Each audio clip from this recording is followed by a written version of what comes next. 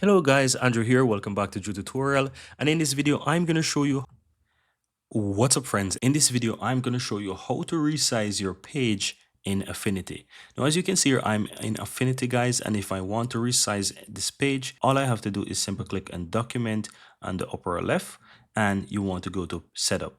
Then go ahead and click on document setup. Now from here, you want to look towards the right hand side and you'll find dimension, right? If you want to go ahead and make these adjustments yourself, you can change these to values. So let's say I don't want it to say 130 by whatever. I can just put in some value here. I can say 500 and I can just say, for example, 700. For example, you get a general idea, right? So you make these different changes. I'm going to go ahead and change that right here. And you are able to basically set it to whatever you want. So you can easily change the values to something of your choice.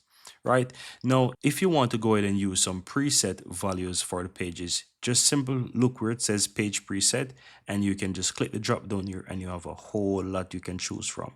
So for example, if I want something for comic, you can see it changes right there. If I want to use something for example, laptop, you can see it changes right there. If I want to use something, for example, Galaxy or iPod or iPhone, you can see it change right there. So you can easily go ahead and change the presets to whatever you want by simply changing it. So to show you this in full, I'm gonna just choose, for example, A4, and you can see that it changed to A4, and then I'm gonna just simply click and OK. And you can see that my page is resized. So even if you're working on your design and you just want to resize that, you can easily go ahead and do that. So let me show you. I'm going to go ahead and go to file right here and just click on open, and I have a design right here.